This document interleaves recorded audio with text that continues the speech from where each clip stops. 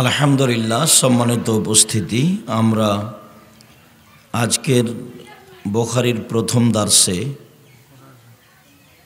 বিস্তারিত আলোচনা করার সময় আমাদের নেই। মর্মে সংক্ষিপ্ত কথায় এইভাবে যে পৃথিবীর হাদিস শাস্ত্রে সবচেয়ে বড় মুহাদ্দিস যারা হাদিস সংরক্ষণ করেছেন,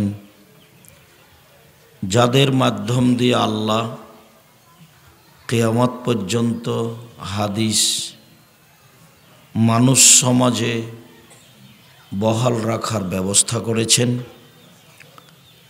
তার সবচেয়ে বড় মুহাদ্দিস হাদিস সংকলন সংগ্রহকারী ব্যক্তি মুহাম্মদ ইবনে ইসমাইল আল বুখারী। মুহাম্মদ ইবনে ইসমাইল আল বুখারী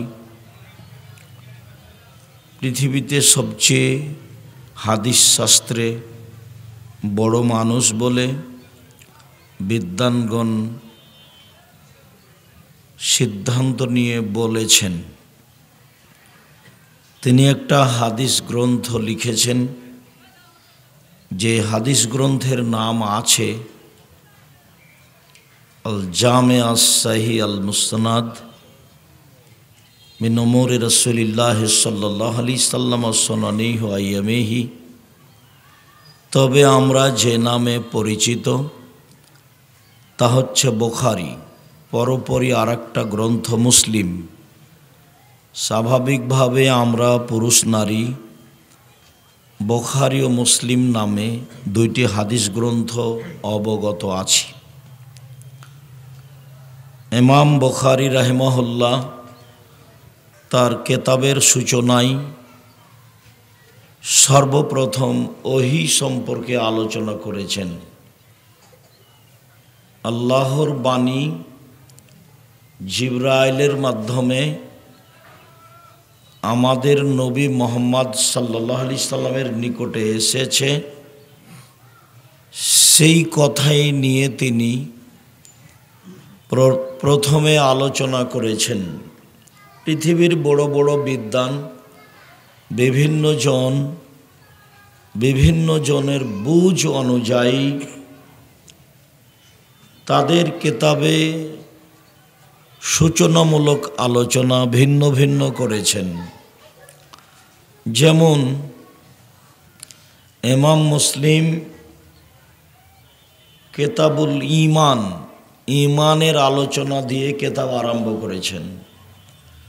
ইমাম আবু দাউদ অনেক বড় মুহাদ্দিস, তার কিতাব পবিত্রতা, ওযু পবিত্রতা দিয়ে শুরু করেছেন। ইমাম ইবনে মাজাহ অনেক বড় মানুষ, বড় মুহাদ্দিস। আল্লাহর সুন্নাতকে মানতে, রাসূলের সুন্নাতকে মানতে হবে, এটা আলোচনা আগে হবে। এই আলোচনা দিয়ে তিনি তার কিতাব আরম্ভ করেছেন। মর্মে ইমাম বুখারী রাহিমাহুল্লাহ ইসলাম ধর্মের সূচনা কিভাবে হলো, ওহীর মাধ্যমে হলো। আল্লাহর নবী বয়স যখন 40 কাছাকাছি, তখন কেন জানি তাকে মানুষ সমাজে থাকতে ভালো লাগে না। কেন জানি তিনি নির্জনে থাকা ভালোবাসেন। পরিস্থিতি এমন হয়ে গেল, এক পর্যায়ে তিনি আর মানুষ সমাজে থাকতে চাইলেন না। তখন তিনি গারে হীরায় রাত দিন কাটাবে নির্জনে, এই জন্য তিনি বাড়ি ছেড়ে চলে গেলেন। কয়েকদিনের জন্য খাদ্য পানি বেঁধে নিয়ে যেতেন। খাদ্য পানি শেষ হয়ে গেলে আবার আসতেন।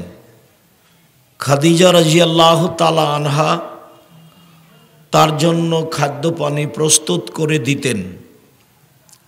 হঠাৎ একদিন জিবরাইল আলাইহিস সালাম তার কাছে আসলেন নির্জনে। এসে চেপে ধরে বললেন, ইকরা, পড়ুন। উনি বলছেন মা না বেকারি, আমি তো পড়তে জানি না। তো আবারও জিবরাইল বললেন পড়ুন। তো আমাদের নবী মুহাম্মদ সাল্লাল্লাহু আলাইহি সাল্লাম বললেন আমি পড়তে জানি না। আবারও জিবরাইল আলাইহিস সালাম বললেন পড়েন, ইকরা বিসমি রাব্বিকাল্লাযী খালাক খালাকাল ইনসানা মিন আলাক।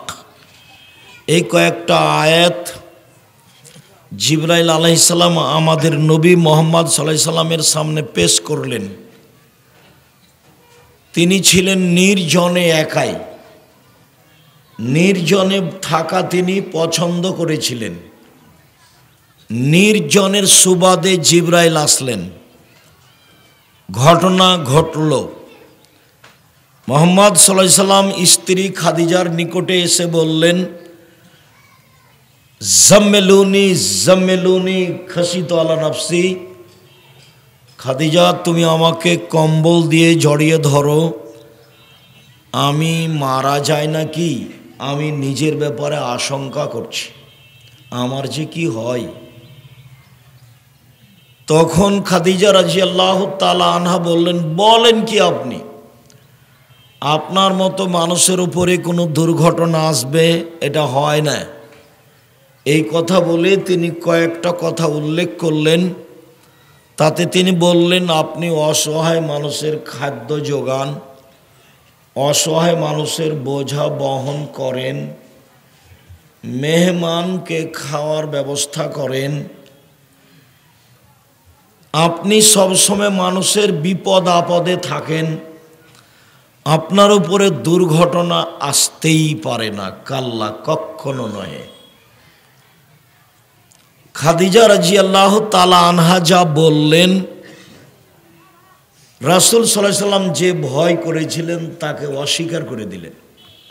না তো, এটা তো প্রশ্নই আসে না। কি করে আপনি বলতে পারেন যে আমার যে কি হয়, আমি মারাই যায় নাকি? এমন মানুষ মারা যায় না। তাহলে পরিস্থিতিতে সবচেয়ে ভালো কাজ সমাজে কি ছিল এইটা তিনি করতেন। তখন তিনি নবী নন, তখন তিনি অসহায় মানুষের পাশে থাকতেন, মেহমানের খাওয়ার ব্যবস্থা করতেন। এই কাজগুলো খাদিজার কাছে ছিল ব্যতিক্রম, ভিন্ন ধরনের ভালো মানুষের কাজ। স্বামী হিসাবে তাকে তিনি মূল্যায়ন করতেন, কিন্তু তিনি কি করতেন এটা তিনি আঁচও করতেন। খাদিজা রাদিয়াল্লাহু তাআলা আনহার বুদ্ধির অভাব ছিল না, পরিস্থিতি বুঝারও কোনো অভাব ছিল না। তারপরেও তিনি বললেন চলেন আপনাকে নিশ্চিত করার জন্য আমার চাচার কাছে নিয়ে যাই, চলো। পরিস্থিতি জটিল হলে বড় মানুষকেও কোথাও যেতে হয়, পরিস্থিতি জটিল হলে বড় মানুষকেও কোথাও যেতে হয়। তো স্ত্রী বলছেন চলেন নিয়ে যাই, সান্ত্বনা দেওয়ার জন্য আপনাকে অতিরিক্ত চলো। নিয়ে গিয়ে বলছেন দেখেন তো চাচা, আপনার ভাইয়ের ছেলের ঘটনা কি, ও কেন এভাবে বলছে। তো ওরাকা বলল যে বলো তো কি হয়েছে তোমার। তো ঘটনা এই এই এই। তখন ওরাকা বলছেন আরে সে তো নামুস জিবরাইল, তোমার কাছে তো জিবরাইল এসেছিল, তোমাকে তো এলাকার লোক বের করে দিবে। তো তখন তিনি বলছেন অমুক রেজিয়ে আমাকে বের করে দেওয়া হবে, আমার চাচা চাচি গ্রামবাসী আমাকে কত ভালোবাসে তা হিসাবে নিয়ে আসা যাবে না, তারা আমাকে বের করে দিবে মানে এই কথা আমি বুঝে নিতে পারছি না। তো ঠিক আছে তাহলে বুঝো, আমি বলি জিবরাইল জীবনে যার কাছে এসেছে তাকেই মানুষ এলাকা থেকে বের করে দিয়েছে। তুমি যে বলছো যে আমার আত্মীয় স্বজন, আমার চাচি, আমার চাচা, আমার গ্রামবাসী আমাকে জীবন দিয়ে ভালোবাসে, আর তারা আমাকে বের করে দিবে, এটা কথা হলো? তো তুমি যে বিশ্বাস করো না, তো তোমাকে বলি জীবনে যার কাছে জিবরাইল এসেছে তাকেই বের করে দেওয়া হয়েছে, তো তোমার কাছে এসেছে তোমাকেও বের করে দেবে। তো আমি ওই সময়তে বেঁচে থাকলে তোমাকে সহযোগিতা করতাম। তো এই হলো ওহির সূচনা। ইমাম বুখারী রাহিমাহুল্লাহ তার কিতাব শুরু করলেন ইসলাম ধর্মের সূচনা দিয়ে, ওহির সূচনা দিয়ে। তাতে তিনি একটা অধ্যায় উল্লেখ করলেন, বাবু কাইফা কানা বাদুল ওহী ইলা রাসূলিল্লাহ সাল্লাল্লাহু আলাইহি ওয়াসাল্লাম, আল্লাহর রাসূলের নিকট কিভাবে ওহির আগমন হলো, কিভাবে ওহির আগমন হলো। এইটা হলো ইমাম বুখারীর বুখারী গ্রন্থে প্রথম আলোচনা। যদিও তিনি 4টা হাদিস পেশ করেছেন, তার একটা হাদিসেই মাত্র ওহির আলোচনা আছে, বাকি হাদিসে ওহির আলোচনা নেই। তবে ওহি সম্পর্কে কিছু কথা আছে 4টা হাদিসেই। কিভাবে ওহির সূচনা হলো, তো আমি কাইফা কানা বাদু ওহি এগুলো নিয়ে আলোচনা না করে সামনের দিকে যাই, তোমার ওস্তাজিরা সময়ে লম্বা আলোচনায় জানাবে কিভাবে ওহির আগমন আমাদের নবীর কাছে হলো। এইটা হলো ইমাম বুখারীর অধ্যায়, এইটাকে সামনে রেখে উনি কিছু বলবেন। তো অধ্যায়কে সামনে রেখে উনি একটা কোরআন মাজিদের আয়াত পেশ করলেন একেবারে সূচনাতেই, বাবটা অধ্যায়টা উল্লেখ করেই একটা আয়াত, ইন্না আওহাইনা ইলাইকা কামা আওহাইনা ইলা নূহিন ওয়ান নবিয়্যিনা মিন বাদিহি, নিশ্চয় আমি মুহাম্মদ সাল্লাল্লাহু আলাইহি সাল্লাম আপনার নিকট ওহী করেছি যেভাবে নূহ এর নিকট এবং নূহের পরবর্তী নবীগণের নিকট ওহী করেছিলাম। আপনার নিকট সেভাবেই করেছি যেভাবে অতীতের নবীগণের নিকট করেছিলাম। প্রথমত ইমাম বুখারী বলতে চাইলেন যে অতীতের নবীগণের কাছে যেগুলো ছিল সেইগুলো হাদিসের মতোই কথা ছিল, বা নবীর কথাগুলি অতীতের নবীর কেতাবের মাধ্যমে জিবরাইলের মাধ্যমে যা এসেছে তেমনি। এখানে ইমাম বুখারী ওহী মাতলুর আলোচনা করতে চাননি, যেগুলো জিবরাইল সরাসরি পড়েন, যার নাম কোরআন মাজিদ। এইটা ইমাম বুখারী এখানে বলতে চাননি, কেননা ইমাম বুখারীর উদ্দেশ্য কোরআন মাজিদ নিয়ে আলোচনা করা নয়। ইমাম বুখারীর লক্ষ্য উদ্দেশ্য হলো হাদিস নিয়ে আলোচনা করা। তো হাদিস নিয়ে যে আলোচনা করবেন, তো হাদিসের কথা বলবেন, অতীতের কোনো হাদিস দেখাবেন এখানে, তা না দেখিয়ে কি দেখিয়েছেন, একটা আয়াত দেখিয়েছেন। প্রথমেই আয়াত দেখিয়ে বলেছেন যে অতীতের নবীর কথাগুলো ছিল ওহী হাদিস, আমার নবীর কাছে যেগুলো হাদিস হিসেবে এসেছে সেগুলো আল্লাহর বাণী, জিবরাইলের মাধ্যমে নবী বলেছে। তবে জিবরাইল এসে পড়েননি, তেলাওয়াত নয়।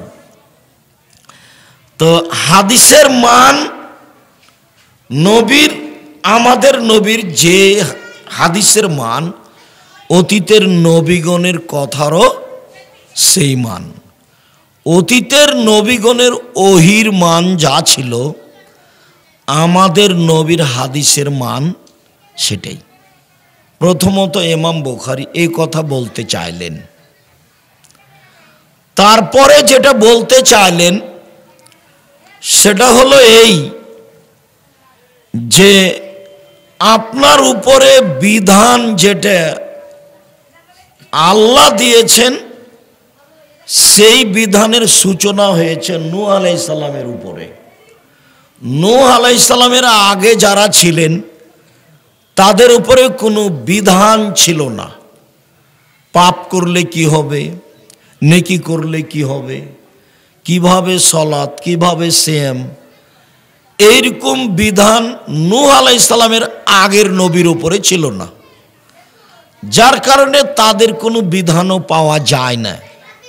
যা পাওয়া যায় তা মোটামুটি নূহ আলাইহিস সালাম থেকেই পাওয়া যায়। তা আমাদের উপরে যেমন হালাল হারাম বিধান আছে, তো অতীতের নবী নূহ আলাইহিস সালামের উপরে তেমন হালাল হারাম বিধান ছিল। ওর পূর্বে কোনো নবীর উপরে এরকম বিধান ছিল না। যার কারণেই ইমাম বুখারী এই আয়াতটা বাছাই করেছেন যে আপনার ওহী হলো নূহ আলাইহিস সালামের ওহির মতো। আয়াতটা পেশ করে আল্লাহর কথা বললেন যে আল্লাহ আমাদের নবীকে বললেন আপনার কাছে ওহী করেছি যেমন ওহী করেছিলাম নূহের নিকটে এবং তার পরবর্তী নবীগণের নিকটে। এরপরে আমরা এই আলোচনা ছেড়ে দিই। আমাদের সংক্ষিপ্ত 3টা আলোচনা আছে। তার প্রথম আলোচনা এইটা যে ইমাম বুখারী রাহিমাহুল্লাহ তার কিতাব আরম্ভ করেছেন ওহী দিয়ে। ধর্ম কিভাবে চালু হলো তার সূচনা দিয়ে। তারপরে একটা হাদিস চয়ন করেছেন ইমাম বুখারী। সেই হাদিসটার ব্যাপারে উনি বলছেন হাদ্দাসানা, আমাদেরকে হাদিস শুনিয়েছেন আল হুমায়দি ও আব্দুল্লাহ ইবনে জুবাইর। আর হুমায়দি বলেন আমাদের সামনে হাদিস পেশ করেছেন সুফিয়ান ইবনে ওয়াইনা। সুফিয়ান সাওরি নয়নি, সুফিয়ান ইবনে ওয়াইনা। সুফিয়ান ইবনে ওয়াইনারই ছাত্র হুমায়দি, 20 বছরের হুমায়দি ছাত্র সুফিয়ান ইবনে ওয়াইনার। সুফিয়ান ইবনে ওয়াইনা বলেন আমাদের সামনে হাদিস পেশ করেছেন ইয়াহইয়া ইবনে সাঈদ আল আনসারী। ইয়াহইয়া ইবনে সাঈদ আল আনসারী বলছেন আমাকে বলেছেন মুহাম্মদ ইবনে ইব্রাহিম আত-তাইমি, শুধু আমাকে বলেছেন। এই হলো গরীব, এই হলো হাদিস গরীব। আমাকে বলেছেন মুহাম্মদ ইবনে ইব্রাহিম আত-তাইমি। মুহাম্মদ ইবনে ইব্রাহিম আত-তাইমি বলেন যে তিনি নিজে আলকাম ইবনে ওয়াক্কাস থেকে শুনেছেন, এটাও গরীব। আলকামা ইবনে ওয়াক্কাস আল-লাইসি বলেন আমি উমর ইবনে খাত্তাবকে বলতে শুনেছি। এবার সাহাবীর কাছে চলে গেলেন, উমর ইবনুল খাত্তাব বলেন মিম্বারের উপরে বক্তব্য দিতে গিয়ে, মিম্বারে উঠে বক্তব্য দিচ্ছিলেন, তখন তিনি বক্তব্যের কোনো এক পর্যায়ে বললেন যে সামিতু রাসূলুল্লাহ সাল্লাল্লাহু আলাইহি ওয়াসাল্লাম ইয়াকুল, আমি আল্লাহর নবীকে বলতে শুনেছি। তিনি বলছিলেন ইন্নামাল আমালু বিন্নিয়াত, নিশ্চয় মানুষের কর্ম নির্ভর করে তার নিয়তের উপর। আব ভালো তো জগৎ ভালো, নিয়ত ভালো তো সব ভালো। এখানেই আটকা পড়েছিল আটমুল মাদ্রাসার কিছু লোক যারা আশেপাশে থাকে, কেন কিভাবে তা আমার জানা নাই, জানা আমার প্রয়োজনও নেই। ইন্নামাল আমালু বিন্নিয়াত, মানুষের আমল নির্ভর করে কিসের উপরে? নিয়তের উপরে। নিয়ত ভালো তো সব ভালো, নিয়ত খারাপ তো সব খারাপ।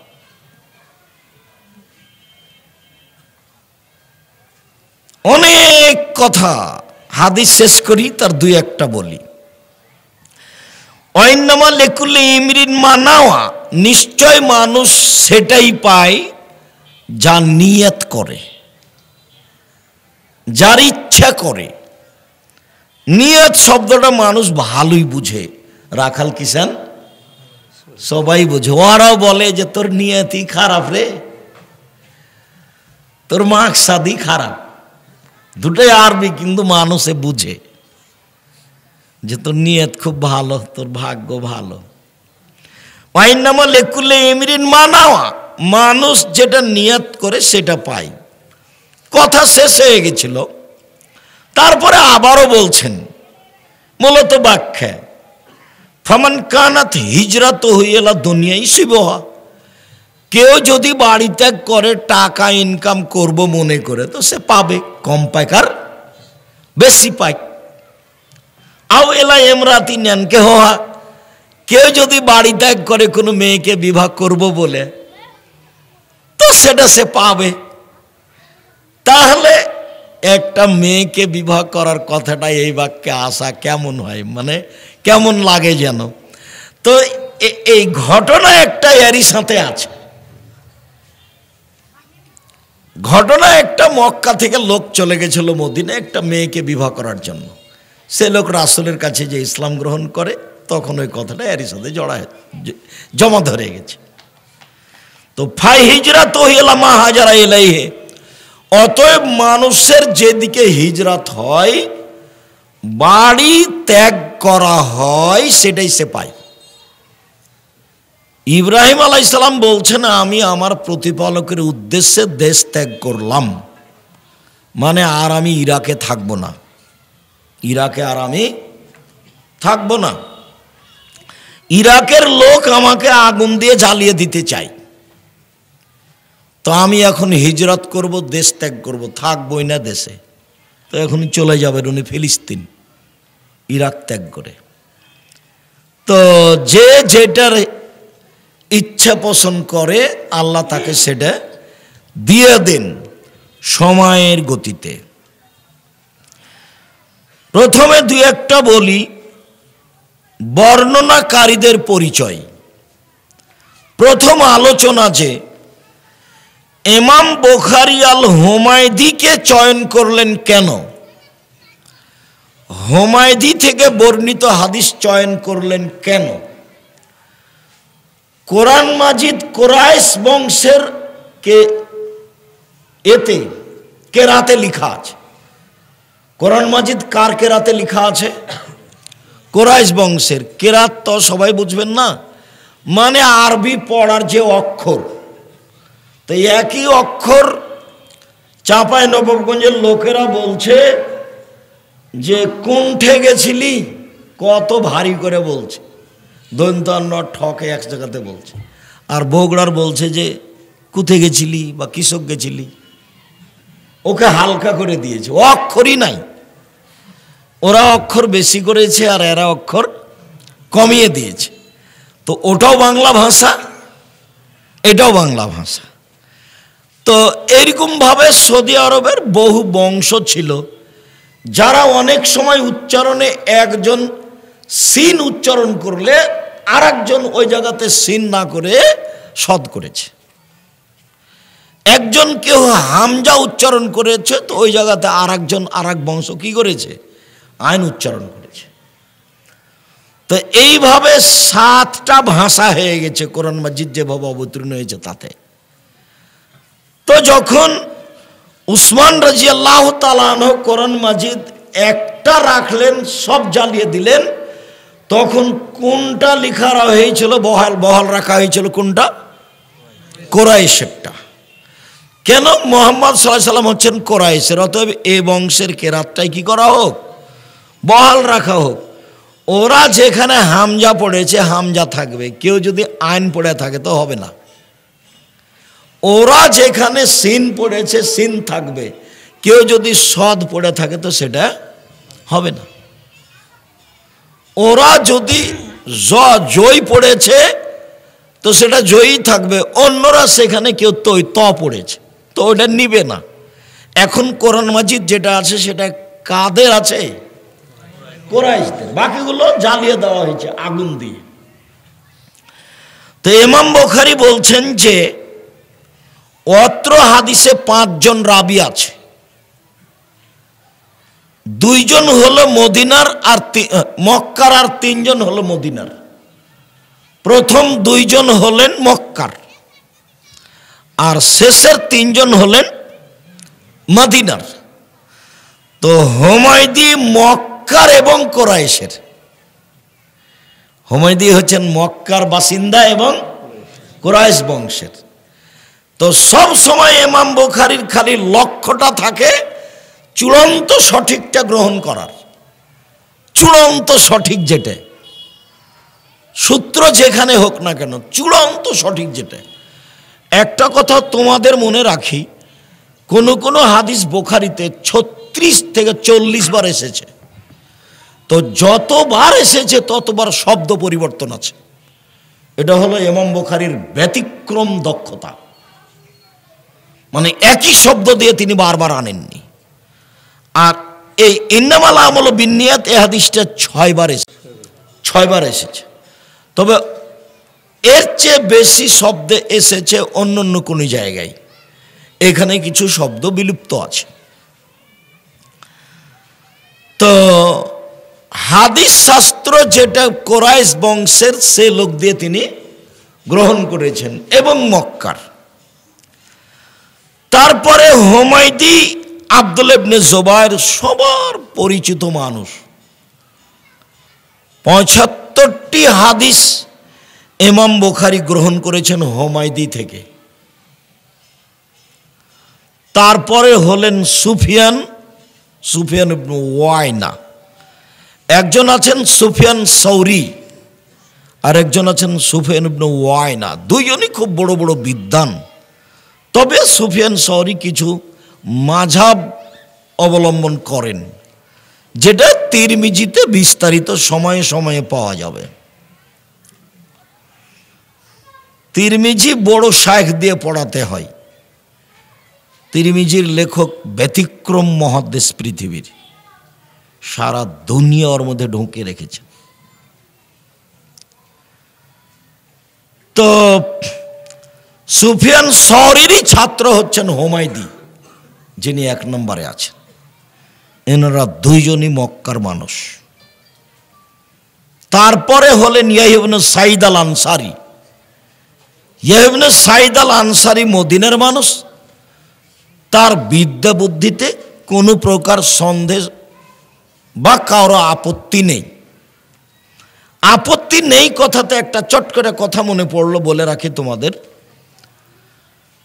বর্ণনাকারীদের কোনো চরিত্র, কারো যদি এমন কোনো চরিত্র প্রমাণ পেয়েছে যে স্টলে বসে চা খেতে থেকেছে, মানুষের সাথে বসে চা খেয়েছে, এটাকে বলা হয় খেলাফুল মরুয়াত, ভদ্রতা বিরোধী কর্ম। এইরকম আচরণ যদি কোনো বিদ্বানের থেকেছে, ইমাম বুখারী তার হাদিস নেননি। ভদ্রতা বিরোধী কর্ম। হাদিস পড়ান যিনি, তিনি এখানে স্টলে বসে চা খাবেন, এই শিষ্টাচার, এই অভ্যাস, এই আচরণ তাকে ছাড়তেই হবে। জামিয়া সালাফিয়ার ভিতরে চায়ের স্টল আছে, সব কিছু আছে।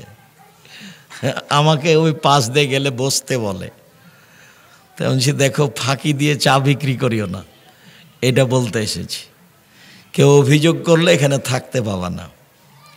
আমি তোমার চায়ের স্টলে বসে চা খাবো, এই জন্য আমি আসিনি।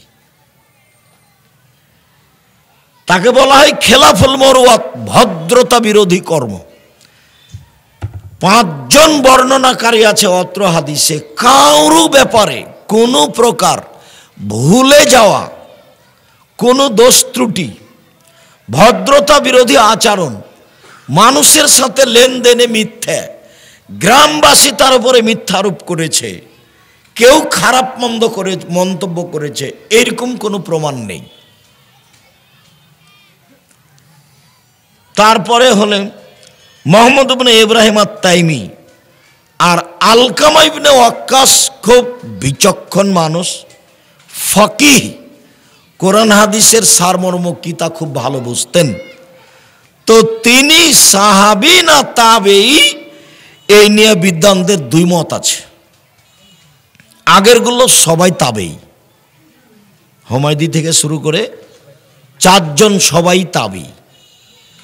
তাবেঈ মানে সাহাবীদের অনুসরী যিনি, আর সাহাবী মানে নবীকে নগদ দেখে অনুসরী যিনি। সাহাবী মানে নবীকে নগদ দেখে অনুসরী যিনি, আর তাবেঈ মানে সাহাবীকে দেখে থেকে অনুসরী যিনি, আর তাবেঈ মানে তাবেঈকে দেখে চলেছেন যিনি। তো অত্র হাদিসে 5 জন রাবি আছে বর্ণনাকারী, তার 4 জনই হলেন তাবেঈ, আর একজন তাবেঈ না সাহাবী তা নিয়ে মতভেদ আছে। আব্দুল্লাহ মিন্নাতুল বারিতে তাবেঈ নয় এটাই চূড়ান্ত সিদ্ধান্ত দিয়েছে। খুব তথ্যবহুল আলোচনা মিন্নাতুল বারি, বুখারীর ব্যাখ্যা, একবারে ভিন্ন ধরনের তথ্যবহুল আলোচনা। আলবানী যে 4টা হাদিসকে জয়ীফ বলেছেন বুখারীর, এমন লিখা হয়েছে, পড়লে মনে হবে যে আলবানীর বড় ভুল হয়ে গেছে, এরকম মনে হবে। তো আলকামা ইবনে ওয়াক্কাস আল-লাইসি বিচক্ষণ রাবি, রাবিদের ব্যাপারে মোটামুটি কথা শেষ করলাম। তারপরে হলো ইন্নামাল আমালু বিন্নিয়াত। ইন্নামাল আমালু বিন্নিয়াত, এই হাদিসটি ইমাম বুখারী কেন নিয়ে আসলেন? আলোচনা তো ওহীর, তো এখানে তো ওহীর কোনো কথা নেই, যার কারণে একচাটিয়া বিদ্বানগণ বলতে চেয়েছেন যে ছাত্র শিক্ষক সবাই যেন নিয়তটা ঠিক করে নেয়। পড়তে পড়তে কয়দিন পরে একজন বলছে গার্মেন্টসের চাকরি নিবি, বেতন 30,000, তখন বলছে যে বুখারীর দার্স থাক, গার্মেন্টসে যাই, টাকা। তো বাপ মা মিলে সিদ্ধান্ত নিয়েছে যে চল রে, ছেলেটা 3টে তো পার হয়ে গেছে, দুনিয়ার বদ, একটা ভালো আটমূল মাদ্রাসায় দিই। তো আটমূল মাদ্রাসায় দিয়েছে। তো 2-4 মাস পরে খালা বলছে, ছেলেটার খালা, তোর মা বুঝে তোকে নষ্ট করার জন্য দিয়েছে, তোর কত মেধা ভালো, তোকে যদি এতে বগুড়া ক্যাডেট স্কুলে ভর্তি করতো তাহলে তোর কত শোনো হতো, কত কি করতি, ইঞ্জিনিয়ার হয়ে একটা বড় ডাক্তার হয়ে শয়তান হতি, প্রতারক। তো এভাবে খালা বারবার বলেছে। তখন খালাকে গিয়ে বলছে, তার খালা আবার ওর মাকে ধমকালছে। তখন ধট ওর খালু আবার বলে, তুমি জায়গা পাও না, ছেলেটা ওখানে দাও। কয়দিন পরে তখন নিয়ত কি হয়ে গেছে, উল্টে গেছে, দিয়ে বলছে যা হয়েছে হয়েছে, ভুল তো করেছি, ছেলেটা বগুড়াতে ভর্তি করে দিয়াই রে। ইন্নামাল আমালু বিন্নিয়াত, ইমাম বুখারী কি আসলে ওহীর সাথে মিলানোর জন্য হাদিসটা নিয়ে এসেছেন, না ছাত্র শিক্ষকের অন্তরকে সংশোধন করার জন্য নিয়ে এসেছেন? বলছে যে 8 মূলে এসেছি, এখন কয়েকদিন বুখারী পড়বো, আসলে কুষ্টিয়া বিশ্ববিদ্যালয়ে ভর্তি হব সেই জন্য। তো কয়েকদিন কোথায় আর থাকবো, 8 মূলে খাই থাকি ফিরি। তো জামিয়া সালাফিয়া গেল না কেন, হাজার হাজার ছাত্র। তো বলছে যে আর বলেন না, আব্দুর রহমান এমন শক্ত, বাপ রে বাপ, পা ধরে পড়ে নিয়ে গেছিলাম, তো হয়নি। কই যে হবে না রে, অন্তর আর একটা আছে। কয়দিন পরে ও কোথায় যাবে, কুষ্টিয়া বিশ্ববিদ্যালয়ে ভর্তি পরীক্ষা দিতে যাবে। আসলে এমনি আছে ও এখানে। তো ইমাম বুখারী বলছে যে ছি ছি ছি ছি, ওহির আলোচনা শুরু করেছি, কিন্তু তুমি আগে কি করো? সংশোধন হও। ইন্নামাল আমালু বিন্নিয়াত। তুমি যে এখন ফাঁকি দিয়ে আছো, চাঁপানেমঞ্জের ভাষাতে ভোগা দিয়ে আছো, ফাঁকি দিয়ে যে তুমি আছো, তো তোমার অন্তরে একটা কালো দাগ পড়ে গেছে। অন্তরে তোমার একটা কালো দাগ পড়ে গেছে, এটা দিয়ে আর হবে না পড়া। যেখানেই যাও পথ ভালো আর হবে না, কেটে গেছে। ওটা নিয়তে কি হয়ে গেছে? ত্রুটি হয়ে গেছে, ফাঁকি দিয়ে দিন কাটাচ্ছ। তো অনেক বিদ্বানী আলোচনা অন্য আর এই হাদিসটাকে সামনে রেখেছে। তার মধ্যে মেশকাত তাই, উনি ইমানের আলোচনা করবেন, দেখি তার উপরে একটা হাদিস লিখে রেখেছেন, সেটা হলো ইন্নামাল আমালু বিন্নিয়াত। তো মেশকাতের লেখক ও ছাত্ররাকে বলছে, দেখো আমি হাদিসটা নিয়ে এসে নিজেকেও সংশোধন করতে চেয়েছি, ভালো মানুষ করতে চেয়েছি। তোমরা যারা পড়ছো তারা একটু তোমরা কি করো? ভালো মানুষ হওয়ার চেষ্টা করো। নিয়তে ত্রুটি থাকলে সব যাবে। নিয়তে ত্রুটি থাকলে মিথ্যার আশ্রয় নেওয়া লাগবে, আর মিথ্যা যখন ঢোকে যাবে তখন আর সেটা ভালো থাকবে না। ইমাম বুখারী ওহী দিয়ে আলোচনা শুরু করেছেন আর তাওহীদ দিয়ে আলোচনা শেষ করেছেন। ওহী দিয়ে আলোচনা শুরু করেছেন আর তাওহীদ দিয়ে আলোচনা শেষ করেছেন। কেন এভাবে করলেন? ওহী দিয়ে আলোচনা শুরু করে বললেন, পৃথিবীর মানুষ জীবনটা কাটাও ওহী অনুযায়ী, আর শেষটা যেন তাওহীদ টিকে থাকে, লা ইলাহা ইল্লাল্লাহ। যদি লা ইলাহা ইল্লাল্লাহ না টিকে তো ওহী গেছে, ওহী গেছে। তো এতদিন তো আমল করলে ওহী অনুযায়ী, তো শেষেরটা যেন তাওহীদের উপরে থাকে। মান কানা আখিরু কালামি লা ইলাহা ইল্লাল্লাহ ফাদাখালাল জান্নাহ। কারো যদি বাক্য হয় শেষ কালেমা লা ইলাহা ইল্লাল্লাহ, তো সে জান্নাতে চলে গেছে। তাহলে তাওহীদ আছে। সেই জন্য ইমাম বুখারী ওহী দিয়ে আলোচনা শুরু করলেন আর তাওহীদ দিয়ে শেষ করলেন। কেন? ওহী হলো অন্তরের বিষয়, ওহী হলো অন্তরের বিষয়, আর তাওহীদ হলো বাস্তবতার বিষয়।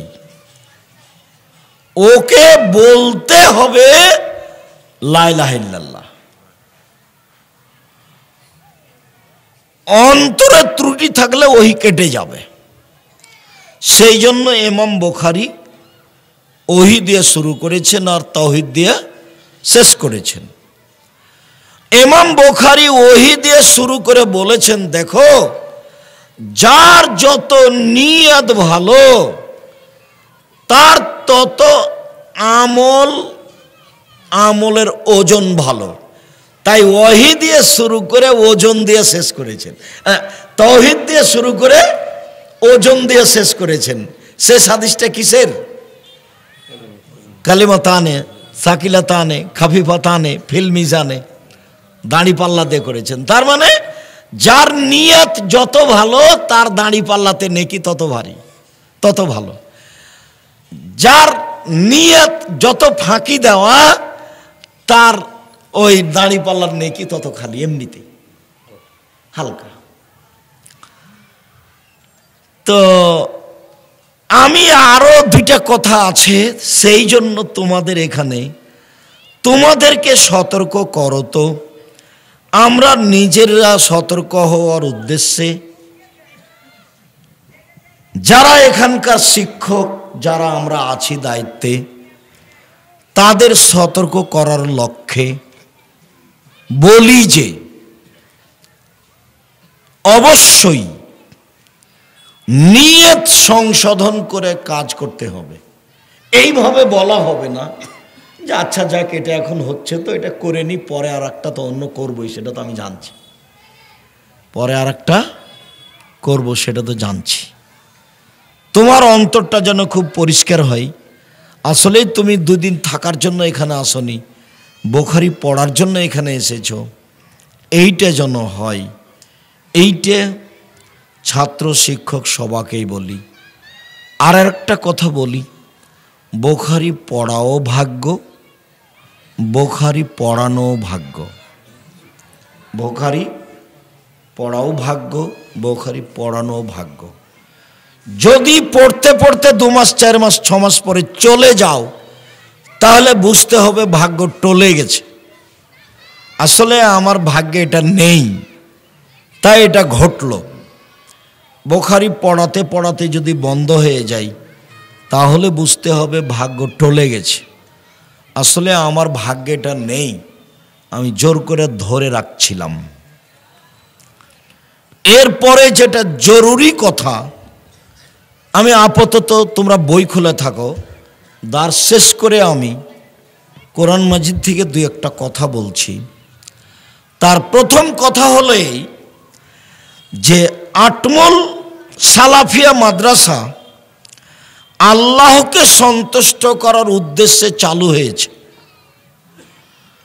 আল্লাহর কাছে জোরালো দাবি যে এই সন্তুষ্টির মধ্যে অসন্তুষ্টি ঘটানোর জন্য কোনো মানুষ আল্লাহ এর কাছে নিয়ে না আসে। এটা আল্লাহর কাছে প্রথম দাবি। আমি দিনরাত জামিয়া সালাফিয়ার ব্যাপারে যখন কথা বলি, তখন বলি যে আমার দিয়ে যেন জামিয়া সালাফিয়ার ক্ষতি না হয়, এটা আমি চাই না। আমি জামিয়া সালাফিয়া গড়তে এসে আমাকে দিয়ে জামিয়া সালাফিয়ার ক্ষতি হবে, এরকম কর্ম, এরকম কথা, এরকম আচরণ আমি চাই না। এরপরেও আমার অজান্তে যদি কোনো ত্রুটি ঘটে যায় আর আমি সেটা যদি জানতেই না পারি, তাহলে আমি জামিয়া সালাফের বেতন নিই না। আমি তো ইচ্ছা করলে বেতন নিতাম। আমি জানা সালাফেতে যে প্রতিষ্ঠান আছে, ঘর বাড়ি আছে, সেটাতে আমি ভাড়া দিয়ে থাকি। তো যেহেতু আমি জামিয়া সালাফের কোনো সুবিধা ভোগ করি না, বেতনও নিই না, তা আমার অজান্তে যদি কোনো ত্রুটি ঘটে যায়, তাহলে ওইটা তুমি আমাকে বিনিময় হিসাবে গ্রহণ করে পার করে দিও, জামিয়া সালাফের জন্য ক্ষতি না হয়। আমি জানতে পারিনি সেজন্য তুমি ক্ষতি করে দিবে, এটা আমি চাইনি। আমি তোমাকে আর একটা বলে রাখছি, আমি জামিয়া সালাফের সুবিধা ভোগ করি না, এক সন্ধ্যা খেলে তার টাকা দিয়ে দিই। অতএব আমার ত্রুটি তোমার কাছে ধরা পড়েছে, আমি বুঝতে পারিনি, তা আমি যে কর্ম করেছি ওটাকে বিনিময় করে তুমি জামিয়া সালাফে বহাল রাখবা, আমার জন্য ক্ষতি না হয় আর জামিয়া সালাফের জন্য ক্ষতি না হয়। আর আমি যদি আমার ত্রুটি বুঝতে পারি জেনে শুনে সজ্ঞানে, তা আমি পরিবর্তন করব ইনশাআল্লাহ। তার মানে আমি জামিয়া সালাফের সরিষা সম পরিমাণ ক্ষতি চাই না। আটমল সালাফিয়া মাদ্রাসায় যারা আসে কোরআন হাদিস শুনতে, যারা আসে টাকা পয়সা দিতে, যারা আসে প্রতিষ্ঠান দেখতে, তাদের ভিতরে সামান্যতম আল্লাহকে সন্তুষ্টি করা ছাড়া আর কোনো যেন উদ্দেশ্য না থাকে। আল্লাহু আমিন। থাকলেও ক্ষতিগ্রস্ত হবে, তাকে ক্ষতিগ্রস্ত হতেই হবে। যারা আসবে কোরআন হাদিস শুনতে, আল্লাহকে সন্তুষ্ট করার জন্য আসবে মাথাটাকে খালি রেখে। মাথাটাতে কোনো দল আছে, কোনো সংগঠন আছে, তারপরে কোনো ব্যক্তি আছে, তারপরে হুমায়ুনকে, কালামকে, যারা দায়িত্ব পালন করে তাদেরকে একটা কথা বলে ভটকে দিব, এরকম কোনো হিসাব নিয়ে যেন না আসে। তাতে সেও ক্ষতিগ্রস্ত হবে, প্রতিষ্ঠানের ক্ষতি হবে। পরে আরো 2টা কথা আছে, এই কথাটা প্রথমে বলছি। আসেন, আসতেই হবে। আটমলে এই মাদ্রাসা, আটমল সহ এতদা অঞ্চলের যত লোকজন আছে সবাইকেই দেখতে হবে, দেখতেই হবে। মাথায় শুধু কাকে সন্তুষ্ট করা থাকতে হবে? আল্লাহকে। আল্লাহকে সন্তুষ্ট করার জন্য আসতে হবে, বসতে হবে। ত্রুটি ভিতরে থাকে না যেন, পরবর্তীতে যারা আসবে তাদেরও যেন হয় না। এইটা দাবি প্রথমে কার কাছে করি? আল্লাহর কাছে। তারপরে মানুষ হিসেবে আমাদের কাছে আপনার কাছে বলছি, একে আল্লাহর সন্তুষ্টির জন্যই তৈরি করা হয়েছে। তৈরি করো তো বহুদিন আগে একদিন সাদুরিয়া মাদ্রাসায় জালসায় এসেছিলাম। আব্দুর রহমান জুমার বাড়ি কাছ খাকা মৌলবীর ছেলে ওই মাদ্রাসা চালাচ্ছিল, কচ্ছপ খাওয়া আবু তাহের। সেখানে গিয়ে দুইজন মানুষ দেখা করেছিলেন, নূর মোহাম্মদ মাস্টার আর খয়বার হাজি আব্দুর রাজ্জাক। আটমূলে একটা মাদ্রাসা করতে হবে। তখন আমি বললাম, আপনি কি করেন আর আপনি কি করেন? তো তাদের পরিচয় দিল। তো সেইখানে কিছু বৈঠকে কথা হলো। তারপর একদিন আসলাম, তাহলে এইখানে মাদ্রাসা করতে হবে। আসি, খাই, খালি কার বাড়িতে? এই কার বাড়িতে খাই? নূর মোহাম্মদ। আর নূর মোহাম্মদ সর্দার। নূর মোহাম্মদ সর্দার হলেন নানা, মানে বলি আমরা নানা, আর ওনার স্ত্রী হলেন নানি। তো নানা আর নানি, নানির বাড়ি রান্না বান্না খাই আর এই গল্প করি আর সময় কাটাই যে কিভাবে মাদ্রাসা করতে হবে। গড়তে ভাবতে ভাবতে ভাবতে পরবর্তীতে আরও আয়সা যোগ হলো। যারা তব ভাই আসলেন, আরও যারা আলাউদ্দিন মাস্টার, আব্দুল লতিফ মাস্টার, ওনারা সব আসলেন, দিয়ে 5-6 জন হয়ে গেল। সূচনা হলো 2 জন দিয়ে, বৈঠক 2-3টা হলো 2 জন দিয়ে, আর আমি আছি ফাও, এমনি আমিও আছি একবারে সূচনা থেকে প্রথম দিন। তো ঠিক আছে, করা লাগবে। সিদ্ধান্ত হলো, শিক্ষক ঠিক করলাম আবুল কালামকে, আর একজন কি নাজমুলকে দিও, ওকে পাঠালাম এখানে। হ্যাঁ, নাজমুলকে আগে পাঠালাম, দিয়ে চালু করা হোক। কোনটা? ঘরের 2 তলাতে ছাত্র থাকতো না, ঘরে, ওটা চালু করা হলো। জি,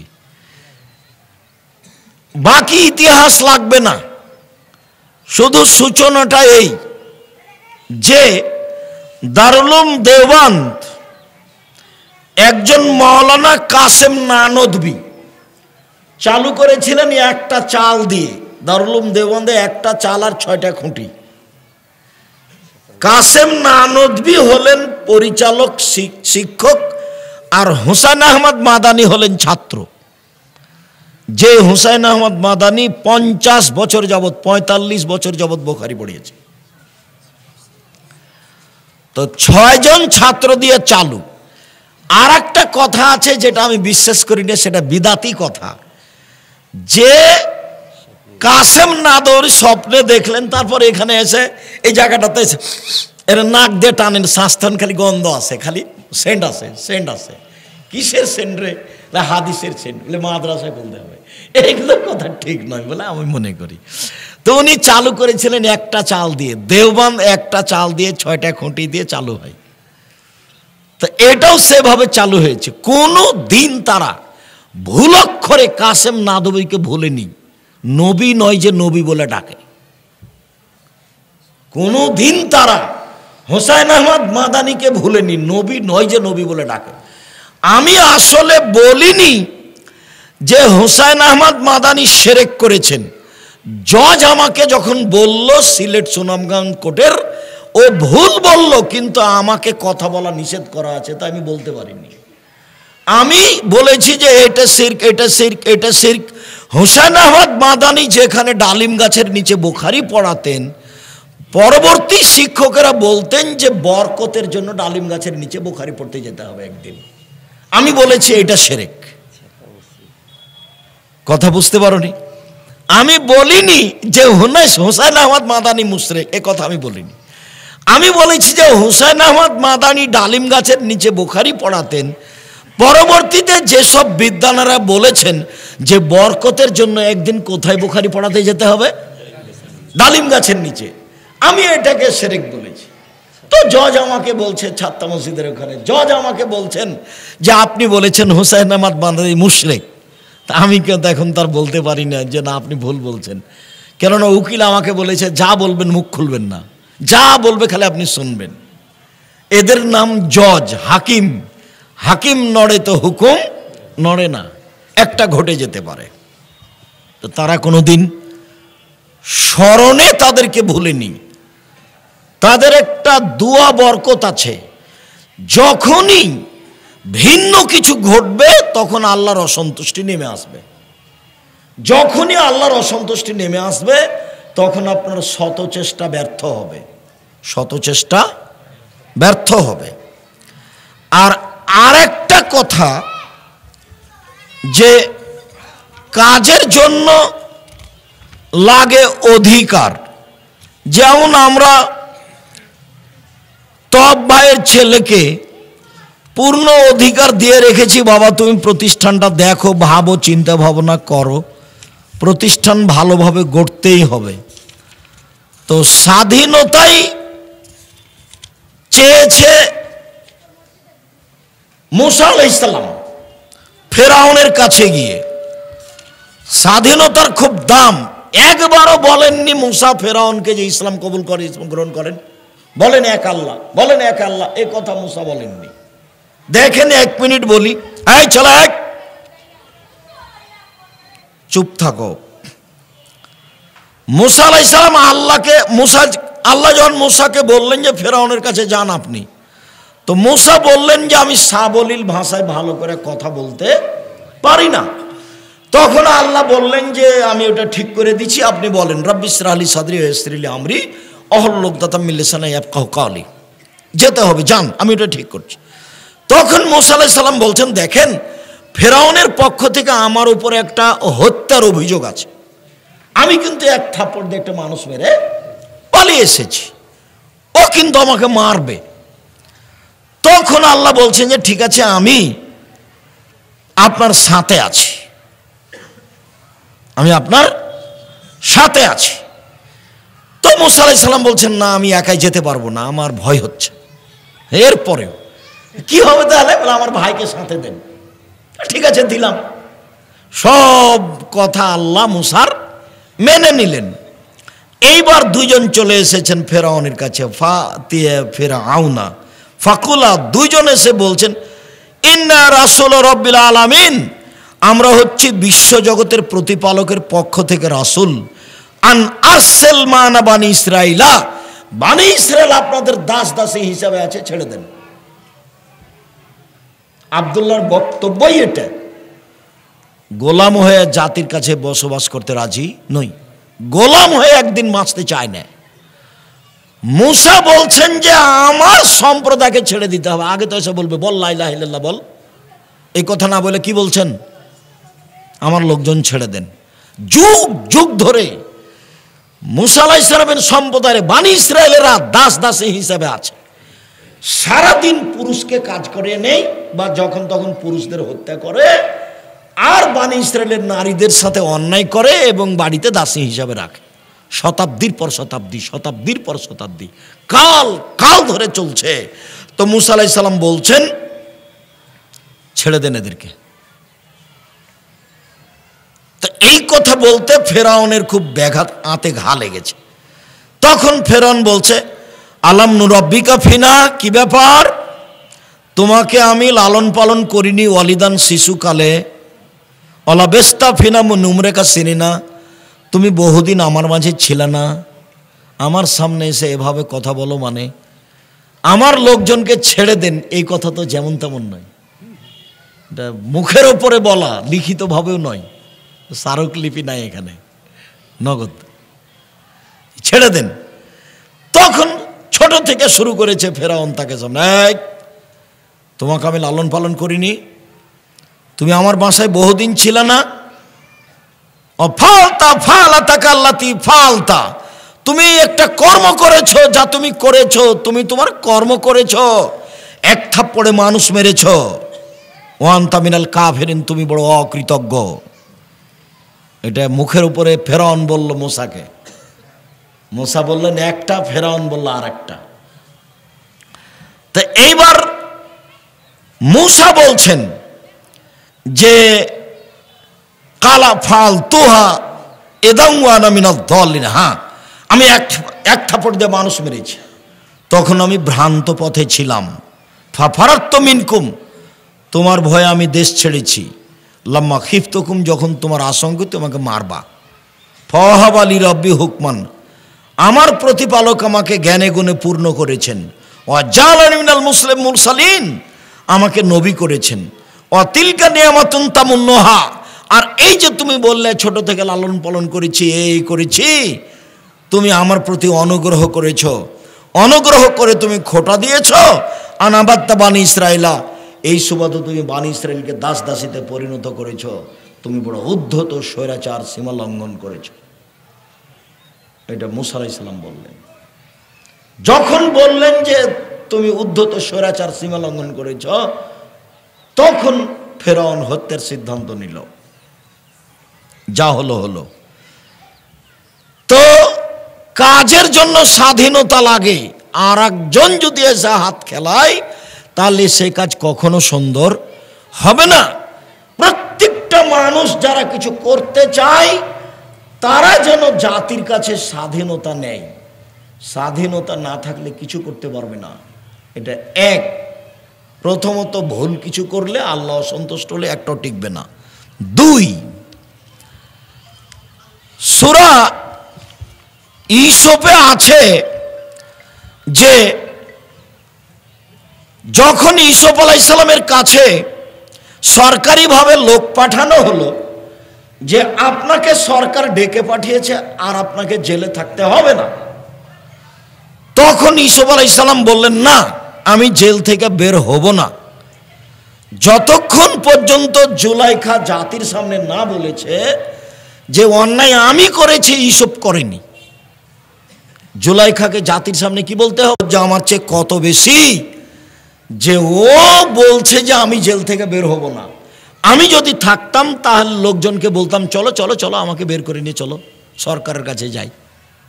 আমাদের নবী মুহাম্মদ সাল্লাল্লাহু আলাইহি ওয়াসাল্লাম বলছেন। তো ইউসুফ তো বের হলেন না। তো ইউসুফ এখন বলছেন যে কেন আমি বের হলাম না? লেলাম আন্নিল্লাম এখনো বিল গায়বে, জুলাইখার স্বামীকে জানতে হবে আমি তার অজান্তে বিশ্বাসঘাতকতা করিনি। আমি জুলাইখার স্বামী আমাকে এখানে থাকতে দিয়েছে, খেতে দিয়েছে। জুলাইখার স্বামীকে না জানিয়ে আমি জুলাইখার সাথে জেনা করিনি, এইটা আমি তার স্বামীকে জানাতে চাই যে আমি বিশ্বাসঘাতক নই। ও তো আমাকে এখানে থাকতে দিয়েছে, বলছে এই জুলাইখা, এই যে ভালো ছেলে, সুন্দর, দেখছো না কত সুন্দর, টকটকে ঝকঝকে রে, একে আমরা ভবিষ্যতে সন্তান হিসাবে গ্রহণ করব। একে ভালো থাকতে দাও, ভালো খেতে দাও। এখন ভালো খাচ্ছেন, ভালো থাকছেন, এই সুবাদে আমি তার স্ত্রী জুলাইখার সাথে অন্যায় করব, এটা আমি করিনি। আমি বিশ্বাসঘাতক নই। মর্মে আমি কল্যাণের আশায়, আটমল সালাফিয়া মাদ্রাসার ভিত্তি ছিল একবারে আল্লাহকে সন্তুষ্ট করার লক্ষ্যে, সামান্যতম কোনো স্বার্থ ছিল না ভবিষ্যতেও যেন কোনো মানুষ স্বার্থ নিয়ে আটমল সালাফিয়া মাদ্রাসায় না আসে। আমি আমার পক্ষ থেকে জোরালোভাবে অনুরোধ জানাচ্ছি আর উদ্বুদ্ধ করত বলছি যে আল্লাহর কাছে খালেস অন্তরে দোয়া করতে হবে যে আল্লাহ তুমি আটমল সালাফিয়া মাদ্রাসাকে কবুল করো, আমিন। আর ওদের হাতে রাখো, যাদের হাতে থাকলে এই প্রতিষ্ঠান নিখুঁত অবস্থায় আল্লাহর সন্তুষ্টিতে থাকবে। হঠাৎ করে আটমল সালাফিয়া মাদ্রাসা এখানে ধপ করে পড়ে যায়নি। এটা কিভাবে গড়ে উঠেছে সবাইকে মনে রাখতে হবে। আর আল্লাহ কোনো কাজ কারো ধপ করে দিয়ে দেন না, সময় দিয়ে দেন। দীর্ঘ সময় ধরে আল্লাহর সন্তুষ্টিতেই যারা চেষ্টা চালিয়েছে তারা এ পর্যন্ত নিয়ে এসেছে। যারা চেষ্টা চালাচ্ছে তারা অনেক পর্যায়ে পৌঁছে দিয়েছে, ভবিষ্যতে আরও ভালো থেকে ভালো পর্যায়ে পৌঁছানোর চেষ্টা করছে, করবে ইনশাআল্লাহ। মর্মে প্রত্যেক ব্যক্তিকে অন্তরটা পরিষ্কার, ইন্নামাল আমালু বিন্নিয়াত, এই হাদিসের প্রতি আমল করো তো আল্লাহকে সন্তুষ্ট করার আশায় প্রতারণা বিশ্বাসঘাতকতা অন্তরে না নিয়েছে একমাত্র খালেস অন্তরে কাজ করতে হবে। আল্লাহ সন্তুষ্ট থাকলে কাজ হবে ইনশাআল্লাহ। আজ যা আছে 5 বছর 10 বছর পরে এর চেয়ে আরো অনেক বেশি হয়ে যাবে। মর্মে বলি শেষে এসে, আল্লাহ যারা খালেস অন্তরে এই প্রতিষ্ঠান গড়ে চলে গেছে তুমি তাদের কবরের শাস্তি মাফ করে দাও। আমরা ছাত্ররা শিক্ষকেরা তাদের পরবর্তী উত্তরসূরি হিসাবে আছি। আমরা তাদের জন্য তোমার কাছে অন্তর খুলে মন খুলে কোনো প্রকার স্বার্থ ছাড়াই তোমাকে শিরক মুক্ত সর্বশক্তিমান মনে করে তোমার ক্ষমতার আশাধারী হয়ে বলছি, যারা খালেস অন্তরে আটপল সালাফিয়া মাদ্রাসা গড়েছে তুমি তাদের কবরের শাস্তি মাফ করে দাও। তুমি তাদের কবরকে প্রশস্ত করো, তুমি তাদের কবরকে আলোকিত করো। আমরা যারা এলাকাবাসী দেশবাসী আছি, কি বলবো, আমরা যারা এলাকাবাসী দেশবাসী আছি তারা সবাই যেন আল্লাহকে সন্তুষ্ট করার আশায় খালেস অন্তরে আটপল সালাফিয়া মাদ্রাসায় দান এবং সহযোগিতায় পরামর্শে থাকি। আল্লাহ তুমি এই তৌফিক দান করো। এই তৌফিক দান করার দাবি জানিয়ে উপস্থিত বৈঠকি দান যারা এখানে ছেলেরা আছি, যারা অভিযোগ আছি, সবাই অভিভাবক আছি, ওই এই আমার সাথে যে ছেলেটা ছিল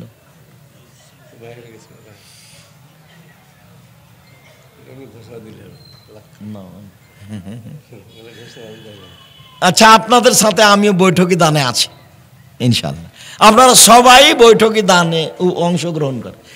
সবাই আমাদের সাথে যারা আছে, তোমরা শিক্ষক, তোমরাও না খালি পকেটে চলে এসছো নাকি?